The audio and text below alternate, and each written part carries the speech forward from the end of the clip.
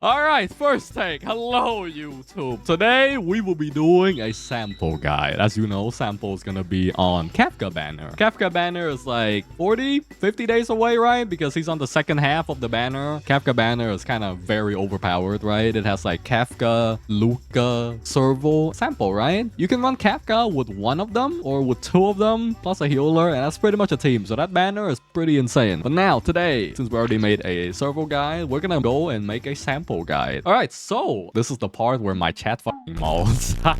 My sample currently has 3000 attack, 170 speed, and 97 effective rate. So this just might be the most unrelatable build that I have done on my guide channel, okay? But you don't need 170 speed. 140 is more than enough. I just have some unholy relic stats, okay? But alright, today we're gonna do a lore accurate sample build because he's fast enough to run from any situation. As we saw on story quest, he can disappear out of thin air, alright? So this is a perfect lore accurate sample build. Let's get right into it. So let's start with the most important thing about Sampo, his talent. Whenever Sampo attacks, there's a 65% chance to apply wind shear for 3 turns. Enemy with wind shear take damage over time equal to 54% or higher of Sampo's attack at the beginning of each turn. This effect stack up 5 times. At level 8 or something, or level 7, it's like 40%. So it can be a 200% damage over time every single turn. This is probably one of the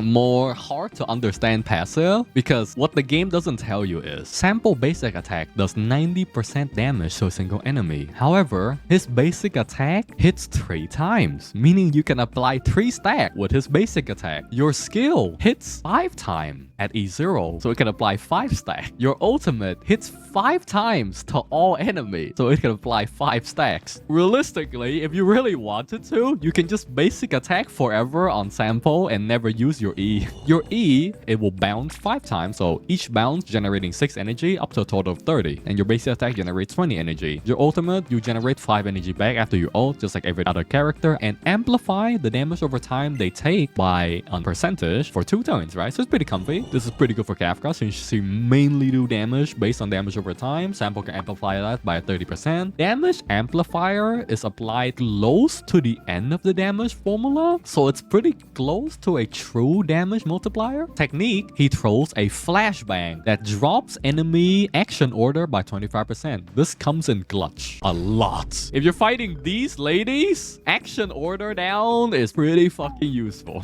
Next is big traces. So Sample's first trace increase wind shear duration by 1 turn, which means wind shear will now last 4 turns instead of 3 turns. And then using your ult regenerate 10 energy back as well. So instead of gaining 5, you gain 15 back. And for some fucking reason, every source of energy in this game scales off energy regen, even flat energy from Eidolons or traces or Lightcones. Enemy with wind shear does 50% less damage to Sample. Yeah, helps with the survivability. 15% less damage is equal to like 1006% defense or some shit. It's pretty comfy. It's pretty nice. Saves them from getting one-shotted. Pretty good. For traces priority, I would prioritize your talent first and then your ultimate. You can ignore your basic attack and your skill because the majority of your damage is from the damage over time and the amplifier from your ultimate. The direct damage you get from your skill and your basic attack does not matter too much, so only talent and ultimate. For Lightcone, my favorite is his own Lightcone. It's called Eyes of Prey. It increases your effect hit rate and increase your damage over time. Very comfy. This goes up really high as well. Other option could be Resolution of Sweat if you want to improve your team damage, because it technically reduces enemy defense, which does increase damage over time as well. And you know, you hit multiple times, so you have like many chance to apply the ensnare debuff regardless. Promata is the free option. Increase break effect and increase damage over time damage, or damage towards enemy with damage over time as well. So it's a pretty good free to play option. Before the tutorial start, it's kinda okay as well if you're only looking for the effect hit rate, but this is a limited time free to play Lightcones, so if you're playing after this patch, you probably don't get it anymore. As for the 5-star ones, they're both good, but I have my bias towards Eyes of Prey. Obviously, this is good, but I wouldn't recommend people hunting for 5-star Lightcone. I don't think the 5-star Lightcone is that fucking game breaking, at least for Nihilde character. This gives you crit and is also mainly towards direct damage, but you do have the Aether Cult, which increases the damage enemy take, which is pretty strong. Wealth Lightcone is pretty good, increase damage to debuff enemy and increase effect hit rate and attack, right? But this is only for your E alone, and outside of your E, you don't gain the benefit from the attack buff or the damage to debuff enemy because this affects direct damage more than damage over time. But strictly for damage over time, I prefer this one. Eyes of Prey or Formata would be my choice of option, right? For Relic set, ideally, you want to run the Wind set. The Wind set increases your wind damage, and after the wearer uses their ultimate, their action advances forward by 25%. You can run a 2-piece Wind set, 2-piece attack set as well. That also works. So for the 2-piece set, you can run the attack set, the regen set, or the effect hit rate set, or the break effect set. I'll be honest, it really doesn't matter. The difference won't be as much anyway. It won't be super noticeable. So you can pretty much run anything, or you can run a 0 set bonus, right? That also works. My Sampo is running a really inefficient set. I'm running like a 4-piece musketeer set, which is like really not needed. And I'm running a Vaughn set, which is good. Main reason I'm running this set is because the stats I roll on it was really high. So this is the part my chat hates the most. But here you go. We have 4 speed, 13 hit rate, 8 speed, 7 hit rate, 6 speed, 11 hit rate on attack main stat. This is pretty bad because it only has flat health. This has 7 speed, attack, and hit rate on wind damage, and this has 9 speed. So that's why my sample is 3000 attack, 170 speed, and 97 hit rate, okay? That is the current sample build. This guy, oh god. In my opinion, sample does get quite an increase on Eidolon. Rising Love. First Eidolon, your E will hit 1 more time. Instead of your E hitting 5 times, it will now hit 6 times, right? As we said, sample generates 6 times 5 energy at E0. At E1, he generates 6 times 6 energy because he hits 1 more time, and it does work that way. This is a damage plus a regen bonus. My calculator says 3. Chat, please don't do this to me. I don't want to teach people basic math. Oh no. Eidolon 1 increase the bounce by 1 more time. So 1 plus 5 is 6. Eidolon 2. When enemy die with wind shear, all surrounding enemy will be affected by wind shear. It's pretty good for wave clear. It's pretty comfy. Eidolon 4. When you attack an enemy with 5 or more wind shear stack, the enemy immediately take 8% of the wind shear. So as we know, your skill can hit up to 6 times. So you can deal up to 48% of the current damage over time on enemy immediately. Basically, you have half of Kafka passive on an Eidolon 4. God damn it. You get 48% of Kafka base passive on Eidolon 4. It's pretty fucking good. I guess he's a 4 stars, but gets a budget version of Kafka passive, which makes him still do damage. And Eidolon 6 increased wind shear damage by 15%. In my opinion, the most important Eidolon for sample is 1 and 4. Realistically, 1 is enough, and 4 if you're spamming E. This also triggers wind shear you get from break effect. Yes, so I made a video explaining everything already, but I feel like I might just do one here. So this stat, right, this break effect affects the damage you do the moment you crack an enemy shield, how much they are pushed back on the turn order, and the damage over time from the break effect alone, right? Every single element, when they break an enemy shield, they get a unique debuff that they apply. That unique debuff is affected by your break effect and your character level. Break effect does not increase any other source of damage over time. I swear to God, the translation of the English text is so bad, it confuses the shit out of people. Alright, so that would be a sample, right? We have a Lightcone, Traces, Relic, and Eidolon. Quite fine, right? Alright, so what do we do now? Let's do... okay, I probably can't do MOC. It just reset! Okay, I can't do it. I'm just gonna do Sim Universe. Kafka or SKYROCKET, chat? Kafka? Okay, we'll fight Kafka. I'll run Abundance because I don't want to scam the damage. Your sample is already not relatable. No worry, you guys can just get the sample. It's just good gear, right? I run attack percentage on sample on the body piece because it's enough effect hit rate just to get effect hit rate from your substats alone. And your light cone, right? Ideally, if you have his light cone. You only need 70 hit rate on sample if you want to guarantee most stuff. You really only want to guarantee your ult, which is 67 is enough because you don't need to guarantee your E or your basic attack because you attack so many times regardless, it doesn't matter. Yukong casually doing 40k crit. My Yukong also have unholy gear. My Yukong is 150 speed, 70 crit, 120 crit damage, and 120 regen. Well, before her E buff. If I buff her E, it's 99 crit rate, 200 crit damage. Sampo's taking 2 turns. With the speed he has, I am comfortably taking 2 turns before enemy takes 1. Very comfy, right? And 29k wind shear. No way. Pretty pop.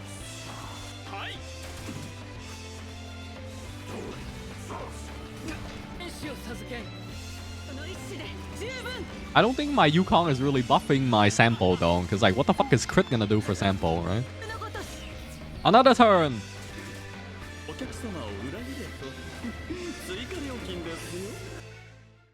Fucking hell. Oh, no. Do I take the damage scam or do I take abundance? Oh, I'm gonna take abundance. No damage scam. Abundance. That would be too strong though, because that doubles my damage. If I take that one, it's too scammy. Oh, fuck. Oh, I should have scammed. It could have been like an in-character Sampo guy. Oh, no. It would have been in-character if I scammed damage with Sampo. Fuck. Not lore accurate Sampo. My bad. Man, this is tempting, but this is damage scam. This is double damage. But no. Oh, for fuck's sake. I'll take a useless buff. Okay, I think I'll throw this and I'll buff with Yukong and that should be fun. This can just apply like 5 dot stat. Oh, that's 4. Okay, that's 5. 5 dot stack. Fuck. And Yukong shot. Boom. My Yukong and my Sampo just took 2 turns before Kafka does. Nice. Good dot so far without too much dot scam, right? Now the next run, if I run Sim Universe on like Nihility buff, the dot scam is going to be fucking insane. People are making memes about the new boss. It's from Celine Pizza again. Paul, the move lady. This is a Clara showcase, not Sampo. Well, I need someone for Kafka to hit on. And Clara just fits the job. Kafka can hit on me. Know your place. My place is below her, huh? Look at how fucking fast my Sampo is. He's taking actually double turn. Woo, 60k dot. Nice. Alright, that would be the abundance run, right? Next, we will do Nihility run. Time for the Sampo scam run. We already did abundance. Now time for Nihility. This enemy shield is gonna explode. Is this the only team that can consistently break his shield? Will he land 1 shot? He's probably gonna land 1 shot on my Clara.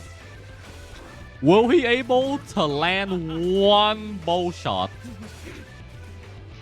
35k dot.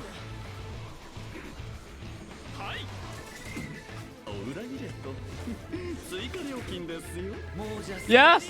He's not gonna take a turn! He's gonna die! He won't be able to get a turn! Holy fuck, Sampo is too fast! Go, Sampo!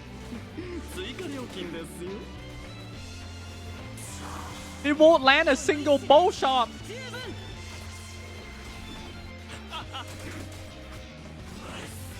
Good dots. Where the fuck is my Nihility? There it is. That's the double damage Nihility buff. Let's go. Could have brought Asta? I do not need to bring Asta here. What the fuck am I gonna do? A 250 speed Sampo with Asta? Who the fuck am I outspeeding? 170 is literally the last speed checkpoint. Pop this. Alright, so let's see how much damage over time we can do here. I don't have all of the Nihility buff, but like, this is comfy enough, right?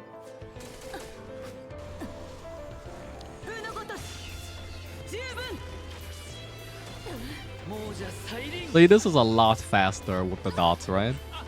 But like, it basically doubled my damage, didn't it? It's doubling my damage.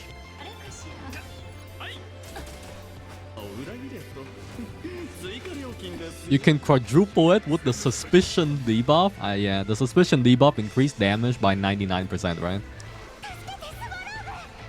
This is enough.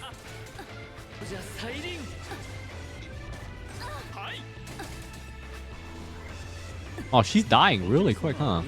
I'm not running break effect sample, no.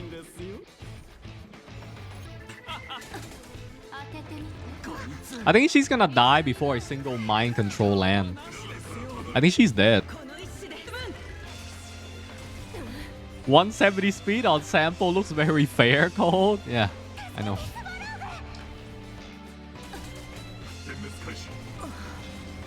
Oh, comfy run. So if I had all the correct buff, that would double my damage again, right? Because I don't have the suspicion buff. And that will be enough for the sample guide, right? Show me a better sample for like a price of me sending an assassin sniper to kill you in Minecraft, yes? Paul, alright, that will be the end of this video. Until next time.